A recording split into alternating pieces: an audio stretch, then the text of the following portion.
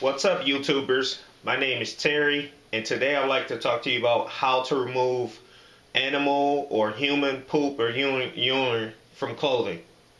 One of the things I would recommend is having a steam washer. The reason being is that it has internal water heater, which can heat up those bacteria and viruses and kill it and remove it out of your clothing. So one of the cycles that I recommend is sanitize. Sanitize kills bacteria and viruses. It also heats your clothes up to 160 degrees.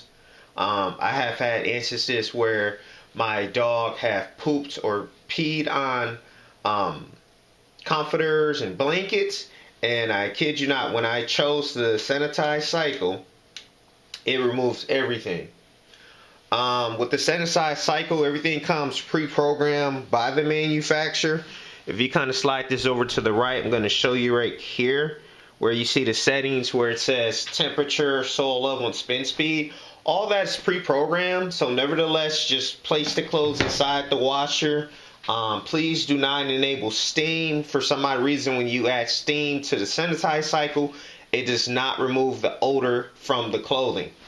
Yeah, I get a lot of questions about how to remove baby or human and animal poop or pee.